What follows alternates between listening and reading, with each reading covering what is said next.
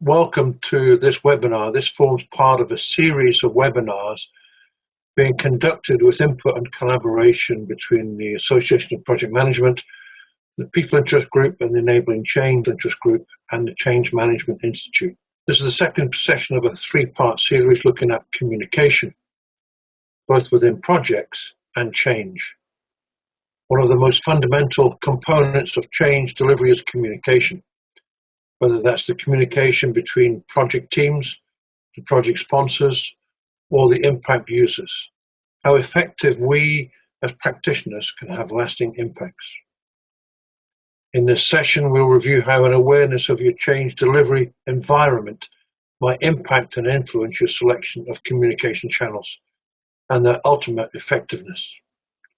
Today, our two presenters, Abby and Matt, from the Enabling Change SIG and the CMI, will be discussing communications based on the experience of APM and change management practitioners. We'll explore the following considerations. 1, the scale, scope, and complexity of the project and how that should shape our communications approach. Secondly, how mature the project is and what impact this might have on what you say and to whom you say it. And third, the cultural nuances and their influence on what communication mechanisms are chosen, when and why. Thank you. I'm now going to hand you over to our speakers.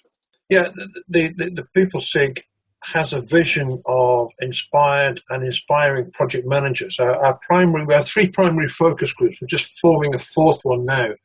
Our focus groups are communication leadership, and it's got behaviors down there, but that should be stakeholder engagement.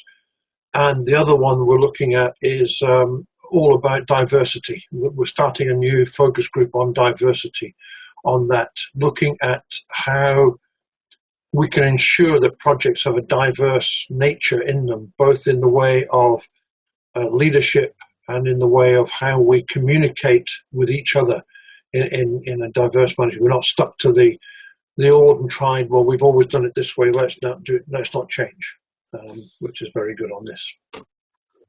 Hi everyone, my name is Matt Lawrence. I'm a change leader within the civil service and have a really strong interest in neuroscience and psychology and how we can use insights and knowledge from these disciplines to encourage people to change in a sustainable way. I'm part of the Enabling Change SIG, and we focus on building up capability for change. Hi everyone, my name is Abimbola Oyekoya. I'm a change practitioner within consulting, and I'm a volunteer with the Change Management Institute. So the Change Management Institute assists its members to build capability, credibility, and connections. We're all about helping our members to develop professional excellence. Okay, so we've included a very brief definition here of communication as a reminder that communication isn't always just about imparting information, but also exchanging information too. And it's very easy to fall into the trap of unidirectional communication or telling our stakeholders what's happening, as opposed to creating a communication approach that involves an exchange of information, ideas, experiences, and expertise. And when we think about communication mediums, we often also have a tendency to think of the really obvious forms of communication channels and mediums, such as meetings, emails, phone calls, and presentations. And these are all great examples of explicit forms of communication. But we thought it'd be really important to also focus on more implicit forms of communication, where we're communicating, but we might not necessarily be doing so in a really conscious way. And we're going to discuss a variety of communication mediums today, and some of these more implicit forms of communication as well. And certainly when we were pulling this webinar together, we thought it was really important to focus on some of these mediums that maybe we're not quite so familiar with, because actually everything that we do communicates something, even doing nothing. And so we thought it'd be really important to do that. Whether it's role modeling behaviors, turning up to meetings, recognizing the hard work of colleagues, listening and involving our stakeholders, all of these actions reveal information about our preferences and our priorities and our expectations as to how we're planning to manage the change. For change of a larger scale, scope and complexity, we need to adopt a more structured approach to communicating. And we believe that it's essential to consider these forms of communication. And we're not going to talk to you today about which communication mediums are best, but we're aiming to provide you with some valuable knowledge and insight to broaden your understanding of the mediums that are available and how to select the most impactful mediums. Thank you, Matt. So we're going to start off by just listing a couple of mediums that we know are quite popular, that you've probably come across and you've used in different times. I think depending on what you're trying to achieve, selecting a communication medium depends on what it is you're trying to communicate and who you're trying to communicate to. I think the other thing to consider when thinking about the mediums is how long you've got to do it, how much budget you've got to do it. If you click on one, Ian, there's several. I think most of us will be very familiar with using emails, the traditional methods.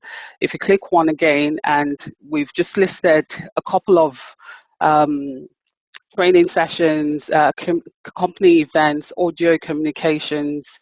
They're all useful mediums, and like Matt said, what we want to do today is not to put them in order of priority, because at some point in time, one of them might be useful or a combination of them.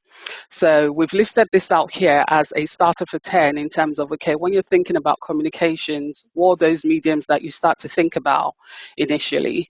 And these are the ones that we've just put on the screen. I'm sure there's so many other ones that people have used. And if people want to pop in the chat, that's also okay. So we wanted to raise this as a starting point.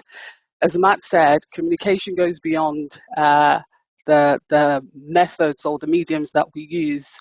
I think our focus today is to go into, and the objective stated it around those implicit things that we communicate while we're trying to communicate.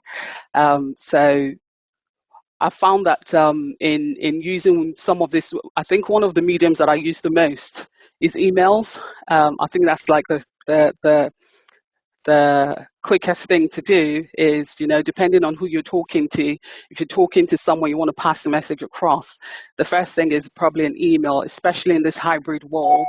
I think emails have become really the first go-to communication medium.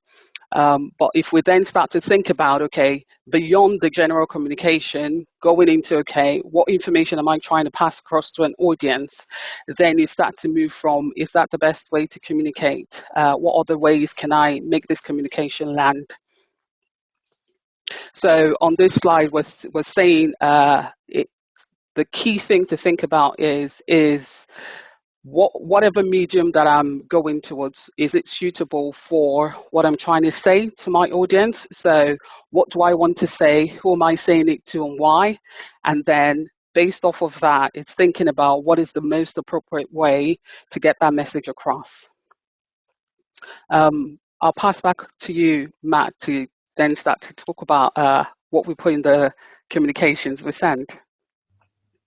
So we thought it was really important to explore the fact that we don't just communicate the same message or exchange the same information with stakeholders throughout the progression of the change. And actually, depending on where we're at with the life cycle of the change, we have different messages and different objectives of our communication efforts. So we've created a graph here to try and explain this in a little bit more detail. And we've created 4 key categories of communications objective or message, if you like. And we've had a little think from our experience how the percentage or the efforts that we devote to communication focus on these key messages throughout the progression of change. So moving from the left to the right, that is demonstrating the progression of the change through time. And then the y-axis there is the focus of our communications. And as you can see at the very beginning, it's all about the why. It's all about the rationale and the reasons for the change. As we progress a little further, the vision starts to become the predominant factor there that we're communicating. We might know a little bit about the vision at the outset, but absolutely that's something that we would like to work with stakeholders to flesh out and develop. And then we move into the how. So we're actually providing our stakeholders with information on how to achieve the change, how to progress. And then finally, we've also got progress, which is all about the progression that we're making, celebrating success. And actually, we do think that there'd be a little bit of that at the very outset, but as the change progresses, there is more progress to communicate and more milestones and achievements to celebrate with our stakeholders. And creating this graph really demonstrated to us that depending on where we are in the life cycle of the change, the message that we're seeking to communicate and the objectives of our communication are going to be quite different. And we thought it'd be really important to bear this in mind when it comes to selecting the most appropriate communication mediums and channels when it comes to engaging with our stakeholders. And I think something that we both agreed on was that when it comes to the vision, it's really important to continue to communicate that throughout the change. I saw an article recently with a statistic. It was highlighting that the current colleague attrition rate for UK companies this year, 2023, is about 33%. So that means that if your change program lasts for a year, 33% of your stakeholders could well have moved on, and you could have had a brand new cohort of people that are now involved in your change and stakeholders. So it's really important to continue to communicate that vision and ensure that we've got colleagues engaged with what we're trying to do.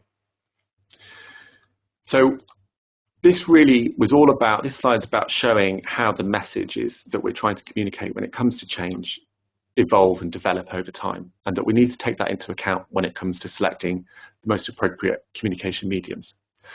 Okay, Abimbola, back over to you. Thank you, Matt. And I think that's a really key point to raise. You know, who are we trying to communicate with? If we go on to the next slide, Ian, thanks.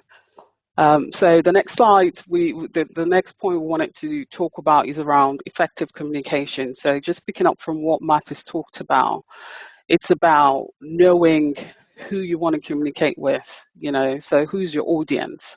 I think that's a really critical part of communication, because depending on who you're communicating with, then you can tailor the content that they need to hear per time.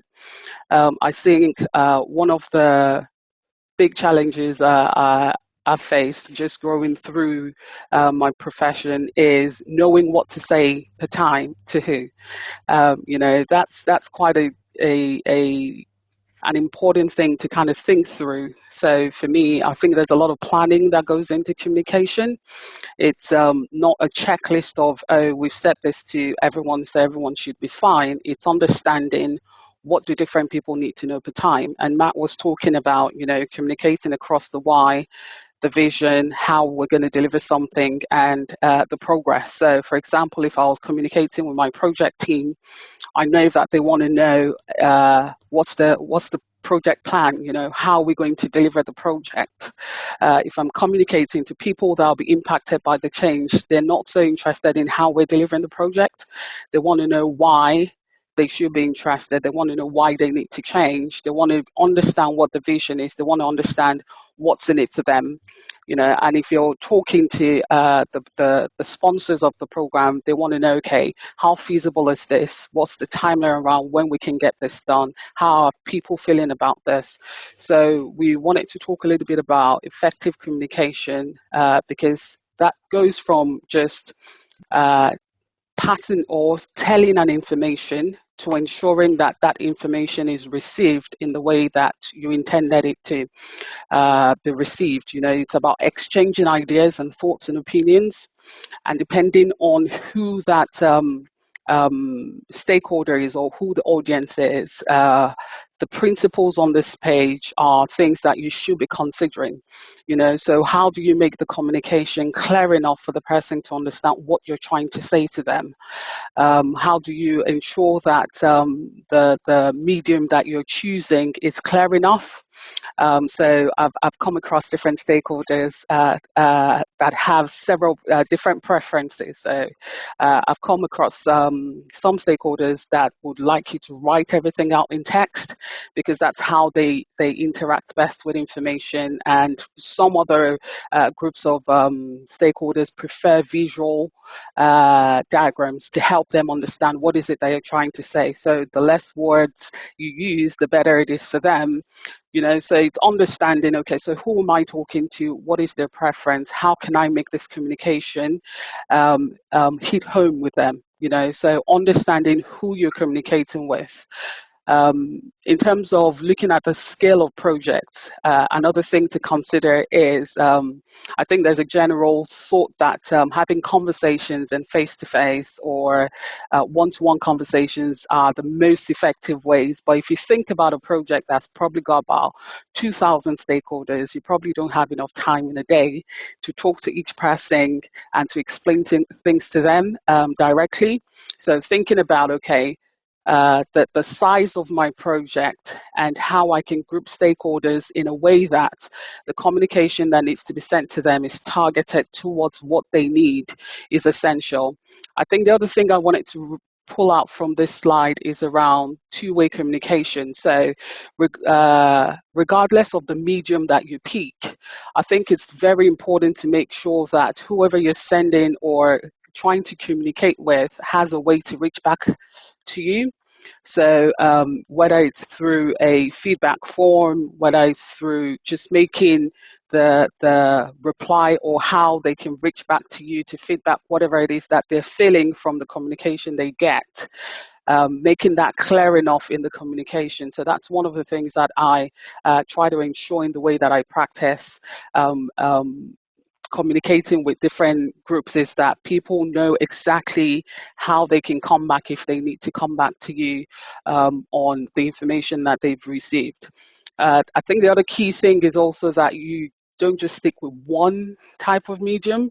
You don't just say, okay, so it's emails and nothing else, because there's different ways that you would need to communicate different things. And when we're talking about effective communication, we're talking about ensuring that engagement is key to what you're doing. So depending on why you're communicating, and sometimes it might just be we need to make people aware of something, whereby the engagement will probably be through feedback or surveys.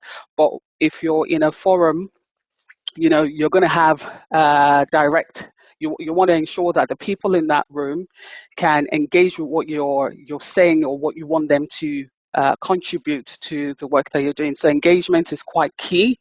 You want them to be able to voice out whatever it is that their concerns are, and because communication kind of spans between across, not just delivering within a project team, it's also people that are impacted by the change or people that are impacted by the project. The tailoring of that information to exactly what that group needs, I think, is quite important. I think another element that we talked about was around making sure that communication is accessible. I think it was a couple of weeks ago, I was talking to my team, and I had color-coded a slide thinking that, everyone would understand and be able to interact with it. And then I found out that there was a team member that is colorblind, and so my color coding didn't make any sense. So for me, it would have been really helpful if I had known that about my audience, and then I could have tailored how to communicate. So making accessibility also a key point in communication is quite a key thing. If we go on to the next slide, then Ian, thank you. So we talked at length about so all those extra things beyond the normal communication mediums that we need to think about. And we've pulled 4 points that we're going to talk about on this slide. And the first one is around listening. So when we talk about engagement, I think one of the key things for getting communication across is listening to the people that we're trying to reach out to or that we're trying to get engagement from.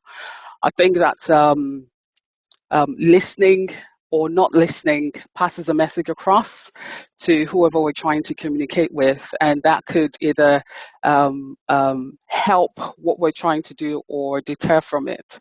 Because if we're not clear on what the challenges or what the concerns around the room are, then we're not equipped well enough to target what those concerns are and help people to engage with what we're trying to say or what we want them to think or feel or do with the communication that we are trying to make. So one of the key points that we thought was essential to kind of think about when we're thinking about making communications land is around listening. I think it's an opener for people to engage with what we're talking about. So if we are going to enable people to engage with what we're talking about, one of the key things we need to kind of put in place is the listening skill, ensuring that even if what we're hearing is probably not what we want to hear, it's still information that helps. You know, I know that sometimes we kind of deter from listening because we're thinking, okay, that would derail what we need to do, or it's probably not helping what we need to do. But listening it shows that our intention is beyond telling people what we want them to hear. It's about also co-designing. It's about ensuring that they've got a way to feedback and to help us shape whatever the change or the project is in a way that it lands in the way that we want it to land. The second point that we've gone there is around role modeling as well. So I've worked in big projects where the ways of working sometimes might be different across different teams, and that kind of creates a challenge in communicating in a consistent way. One of the things that I've found really helpful is role modeling what we're trying to say, and role modeling goes just beyond you doing what you want others to emulate. It's also helping senior leaders within the business, within the change. You know, if you're a project manager or change manager, is helping the people who are maybe responsible for some of that communication to show the people that they're trying to impact that they believe in the change as well. I see I've seen communications where a change manager or project manager is saying something like, we want to get the project sponsor on board. You know, in that kind of context, there's already a challenge around, okay, if our project sponsor is not on board, are we doing the right change in the first place? You know, so it's helping the leaders to show that they believe in what they're asking people to go through. So it's accountability for yourself and also for stakeholders around the change and the project. But role modeling is showing accountability across the project, you know, so yourself and stakeholders around the business. So I think role modeling is one of the key things that also elevates engagement on a team, because once you can see that what you're being asked to do is doable, then it becomes less daunting to kind of emulate. I'll pass back over to Matt now to take the other 2 points. Thank you very much. So the next form or channel of implicit communication that we're going to cover is recognition.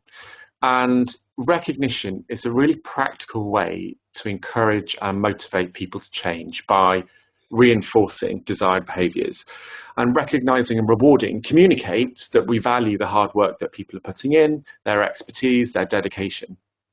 When thinking about how best to recognise and reward individuals, it's really important to consider to what extent you're going to praise the efforts that people are making versus the results that they're achieving. So clearly, just focusing on effort could result in people being very busy and very hardworking, but not necessarily achieving the outputs that are needed. And on the flip side, focusing only on results could promote progress, but at what cost? What people likely to do to achieve progress? Perhaps that's people overworking, increases the risk of burnout. So I think it's crucial to get a nice balance of effort versus results when it comes to recognition. And how I've seen this work really well in my experience is bringing reward and recognition of individuals into existing structures and ways of working. So I used to have a head of department who on our directorate's all staff calls would highlight our achievements as a team, but then also highlight the role that colleagues have played in those achievements and individual team members. And in this way, recognition doesn't become a one-off event or a one-off call focused on celebrating achievements, but it just becomes part of the fabric of how we engage with one another and becomes part of the culture to celebrate success.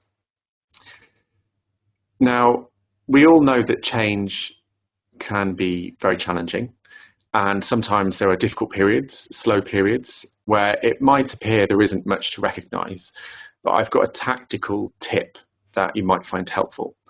When it comes to recognition, in addition to recognising individuals, we can also recognise progress on the project, milestones, achievements. And when it comes to changes that we're managing and projects that we're managing, if we are leading these changes, we have a bit of a superpower because we can define what success is.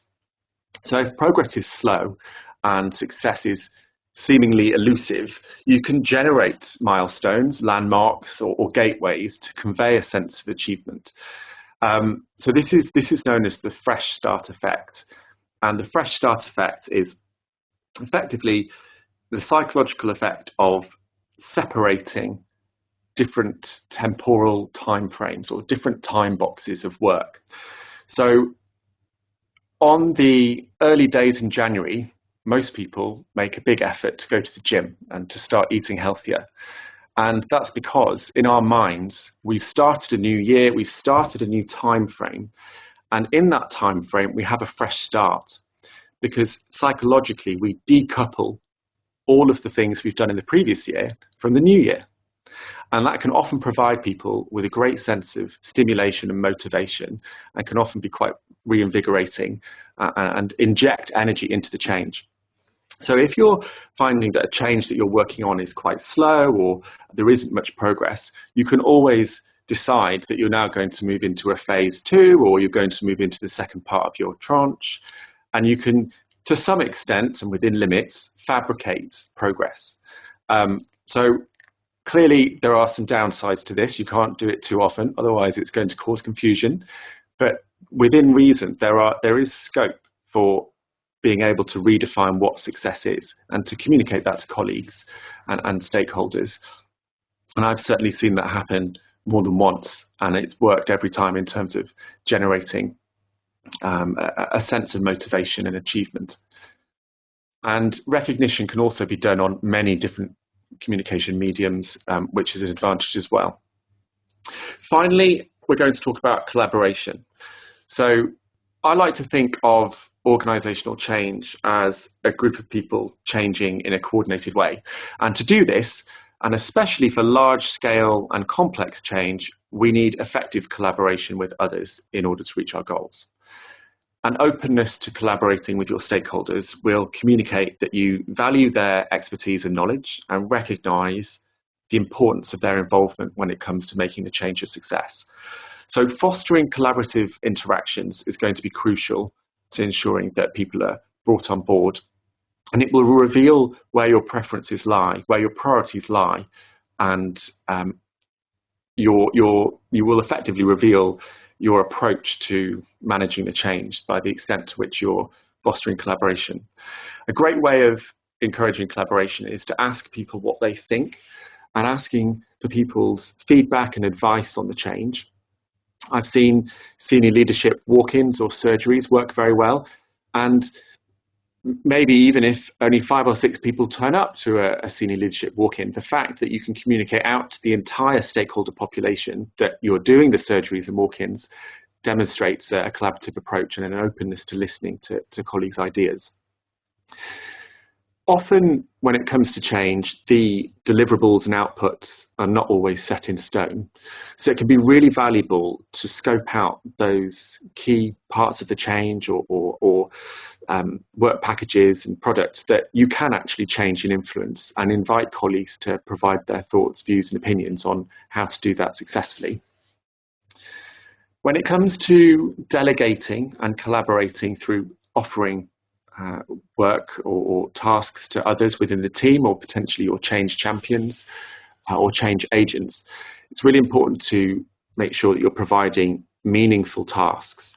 And these tasks have to be not too easy, not too straightforward and simple, but also not too complex. They're kind of like Goldilocks tasks. They're in the middle. They are easily achievable, but do add genuine value to the change. So it's really important to think about the type of activity that you're asking people to engage with when it comes to collaborating.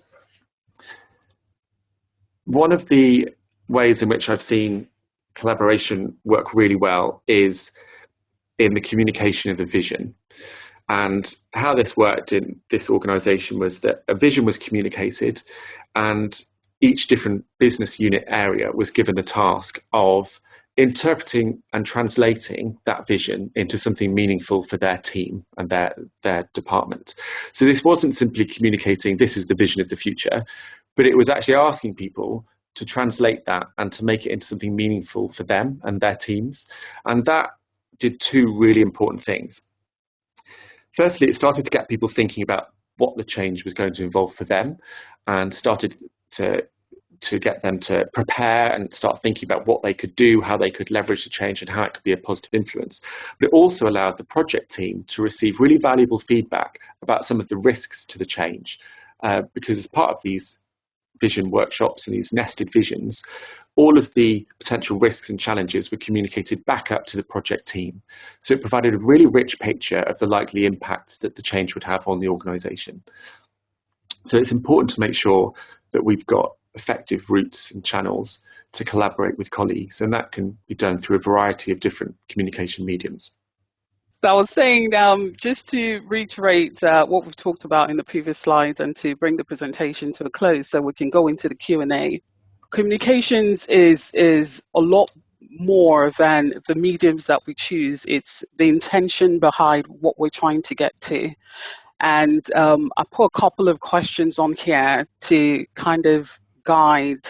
If you click on Ian, please, to guide what are the things that we should be thinking about when we're thinking about communicating, so why is this communication important? Why is it needed? Why is something to be said? There are different reasons, and I've just put a couple on there. It might be about generating awareness. It might be about complying with something that needs to be done, or a regulation. It might be about engagement, and thinking about that kind of helps you to start to think about, okay, what is the best way to get this done based on the audience that I'm trying to reach out to. Another question I put on there is around, when communication happens, what do you want people to think? What do you want them to feel? What do you want them to say, and what do you want them to do? I think that there has to be a lot of intentionality around communications. It's not about tick boxing, oh, something has been done.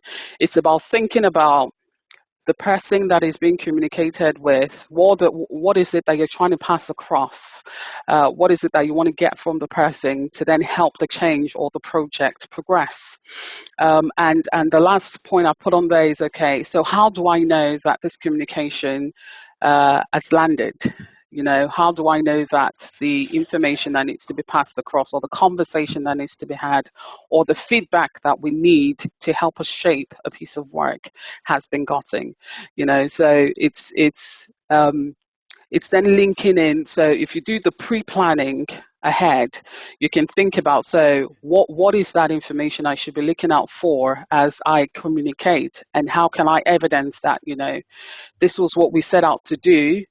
this is the engagement that we're doing, and back that up with evidence to say, we've achieved what we wanted to achieve. And I think thinking about, okay, how do I support communication with data is a really key thing, especially in change. How do you show that all of the effort that you put into engaging with stakeholders, how do you show that that's yielding the benefit or the value that you wanted it to create? So if we think about all of these questions before communication happens, it helps us plan the communication that needs to happen, whether it's a workshop, whether it's an email that needs to be sent out. I know that sometimes that there's a feeling that emails are like the quickest thing to send, but depending on the target audience and what you're trying to get out, I've received emails that spurred me into action. Because of the way it was composed, so the thinking and the planning we put into the different mediums based on what it is that is available to us, I think can help us generate the kind of engagement that we want from communications, so don't just think about, okay, we've got a list of things we need to do, think about the organization context. Think about the communication culture in the organization. How would they normally communicate? How do people feel about emails? How do people feel about being called into a focus group? Is that is that generally acceptable? Do people normally engage with that? And then just being aware of what's happened in the past, what's happening right now, that might impact on what you're trying to do. All of those things, I think they feed into communications. I think communications doesn't happen in a vacuum. People can't turn off every other thing that they're involved in just to listen to one person. So if the communicator also understands that there's several things happening around, whatever the stakeholder group is, it gives you a better chance to plan and prepare to get the level of engagement that you require. There's a few questions come in, and I will run through some of those, and I'll try and identify who I think should be answering, but please excuse me if I get it wrong. We've had one here from Tim who says, is there a danger when you use the fabricate a new dawn technique that you disengage those who were closely associated with the previous new dawn, whose efforts now appear devalued? I think there absolutely is a real risk with that. And you need to be very careful with any change, often that means a change to something that exists already, right? So we need to make sure that we're not disparaging or discounting the work that's been done by others. So it's all about framing it as an improvement or the next evolution or making something even greater rather than getting rid of it because it was rubbish. So absolutely, I think that's a really good point to raise. So we need to be really mindful of that when it comes to reflecting on past progress. So definitely trying to build on the past as opposed to replace it. And I've already heard from Tanya, sometimes logging comms onto a communication plan feels like duplicating as the evidence is in Outlook via meetings and such. What's the value of logging comms? Why should a PM spend time doing this? Okay, so I can attempt to answer that question. I am of the opinion that if there's an activity that feels like a duplication, let's work it out and see if that activity is needed. So if logging comms is duplicating something that already exists, is there a consolidation that needs to happen? Because for me, that's time wasted. So that's a ways of working on a project I would suggest, and I think that's a conversation that needs to happen. If you think that a process is a duplication of another process, I think just trying to understand what the differences are and focusing on that. So what is it that logging comms does that is different from what currently exists? And if there's nothing, then I would say streamline will be my approach. Thank you. Another one could come in from Katie. What do you think the pros and cons to hybrid working are in relation to communications? Sometimes I find it hard to be holistic with comms when those informal conversations can't happen in the office. my team are based in a different city to me? Pros and cons. I think in the hybrid environment, I think for me, it feels like we've become too accessible. So I think what I mean by that is, so when it was working in the office, you'd have to book a time in someone's diary or book a conversation and understand that the person won't be instantly available. I think with a hybrid situation, because we're all online, we don't put enough planning or thought into what is it we're trying to achieve. And so it feels like we're constantly talking. And that could take a longer time to achieve what we need to do. So I think pre-planning and thinking about what is it that I'm trying to achieve with this communication? Is it best as an email? Is it best as a quick chat? Is it best as a meeting? I know there's been several reports about, too many meetings happening. If we take time to just reevaluate what am I trying to achieve, I think that would help in deciding if something needs to happen, if a communication needs to happen, or if it's best as a quick call, an email, or it requires a meeting. I think there are definitely a lot of meetings that don't need to happen because there could have been an email, and I've seen a lot of mugs that have got that slogan on them. So I think that there's pros to hybrid working because location is no longer a barrier. It's people in several different locations can join up more frequently than it was possible before, just like we're doing on this call. But then with that comes the responsibility of ensuring that we are using people's time effectively, so ensuring that the objective for a communication is clear, and that is understood by participants so that you can get the best output from any communication. So whether it's an engagement or a phone call or a meeting will be Sure. my response. Thanks, Abby. We've got another one here from Anthony. Can you give some examples of what constitutes good evidence for evaluating whether communication has landed? What mechanisms have you seen work the best when doing this? I think where I've seen this really work is where you go from stakeholder analysis, understanding the different stakeholder groups that you've got and the level of awareness or the level of information that they've got at a point in time and where you want them to be. So in one of the projects I've worked on, there were some categories that were defined for different stakeholder groups.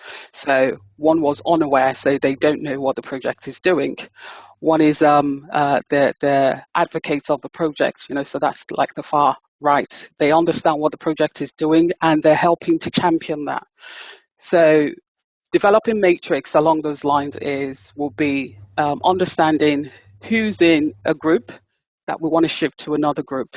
We want them to understand what the project is doing, and we want them to be champions across that. And you can measure that by feedback. So you put in place communication, knowledge sessions, engagement sessions. That's one helps the group of people understand what is it that the project is doing, and you put a feedback mechanism that allows them to play that back to you. So you can test the level of awareness that is building across different stakeholder groups and where they've moved up to. So putting measures across those kind of analysis of where stakeholder lies is an example of how you can measure engagement happening. Lovely, thanks. I've got to build on that, Ian, if we've got time. Yeah, go ahead. I think what I've found that's worked really well in terms of measuring the success of communications is focusing on the outcomes and the behaviours. So, for example, if you are communicating about new fire evacuation procedures, the best way to test if those communications would have landed is to have a fire drill and see how many people do the right thing. If you have a cybersecurity communications around not plugging USB sticks into laptops that haven't been authenticated, then leaving a few USB sticks around that send a note that they've been plugged into a laptop would be a good way of checking how effective that message has been. So I think it's this old saying of what gets measured gets done. So it's really important to make sure that you pick intelligent and effective measures of success for your communication. Just seeing how many people have viewed an article on your intranet site might not necessarily be the best indicator of how well those communications have landed. So wherever possible, try to measure behaviours and understanding, not necessarily whether the communication has been read. Yeah, absolutely. This one is for you now. It says, this is from Heidi. Matt, when you communicate the vision and then have departments interpret what the vision means for them, would you do this before or after conducting stakeholder interviews? So I think it depends on what the objective of your stakeholder interviews was. Before I would do anything like that, I would always be doing some sort of research. So speaking to my key stakeholders wouldn't necessarily characterize it as an interview, but certainly trying to find out a little bit more about them and doing some empathy mapping with some end users. That might be quite helpful. The cascading of visions, or nested visions, as it's also known, is really effective when you've got a strong understanding of a vision from senior leadership, but you haven't quite worked out all of the details as to how to bring that together and what it's going to mean for different departments. So it's a really great way of fleshing out additional detail and helping people to understand what the change is going to mean to them. And I think that either side of that activity, if you choose to do it, there should be some stakeholder activity, firstly to work out whether that is a good thing to do, and also afterwards to check that that's worked and to make sure that information is fed back. So I think it really does depend on your stakeholder landscape and the type of change that you're managing. A couple of questions here from Paddy. A question in relation to slide 10, the communications content. Is there any specific cohort or audience who usually need to see more of the why or the rationale? For instance, the change agent or project board. And his follow-up question is, would you kindly explain the difference between the why and the rationale on that slide? Yeah, okay. So I think that's a really good point. I think there will be colleagues and stakeholders that would require a different balancings or different proportions of that message.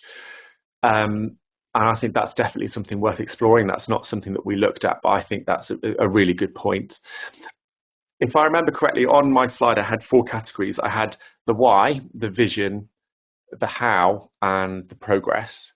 So the why for me is all about why we're actually doing it. What's the stimulus? What's the event that's taken place? What's the new technology that's now available on the market?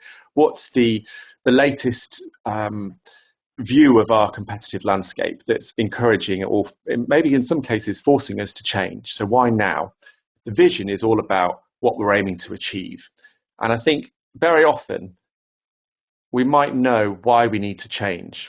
The reasons as to why we need to change, the stimulus, is often quite clear. It might be coronavirus, it could be a whole host of different things, but we might not always know the direction that we're going in.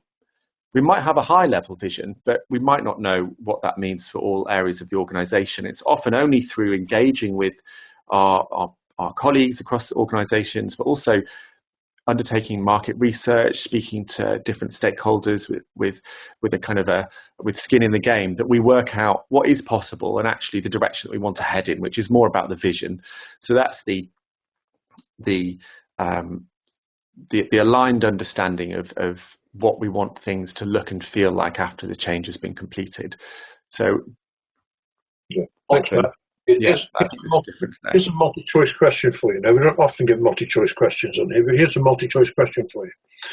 What's the advice if all the feedback you get points to the vision being not quite right? Do you try to convince, change the vision, communicate again, or none of the above? A, B, C, or D? Take your pick. If the vision, I think there's difference here. There's many reasons as to why a vision might not land, and I think those reasons might vary across teams, people, So I think it's important to take that into account. It might not be the same root cause in all areas where it's not landing. And as a result, I think you might end up doing a variety of those different things and having some targeted interventions in certain areas. Abimbola, what do you think? Yeah, so I was going to say that the option that kind of seemed like what I would do will be to change something, not necessarily the vision. So it might be the way that the engagement is happening. It might be having those interventions to understand why people think that's not the right vision. Because you can't just change a vision because people don't think it's not quite right. We need to talk about, so what is quite right and why do you think that's the right thing to do? And I think that speaks to where you collaborate with people to ensure that the message is the right message, and so it can land properly. So if it's not quite landing, then something needs to change. So it's either the engagement approach, bringing people around the table, focus groups to understand, what is it about the vision that is not quite right? Because sometimes feedback, which might come from surveys, might not be detailed enough to cause a change. So you need to explore it further to understand, okay, so what is it that we need to be looking at so that we ensure that what is being done is the right change and that it's being understood in the right way. So changing something, but before changing the vision, it's understanding better what that the underlying reasons behind the feedback is. Okay, thank you. We've almost run out of time now, so my apologies we're not being able to address all of the questions that you put on there, but we will take note of those. Thank you very much indeed. Thank you all very much for your participation. It's been an excellent one. Thanks to Abby and Matt for their efforts. It's been excellent. Thank you very much.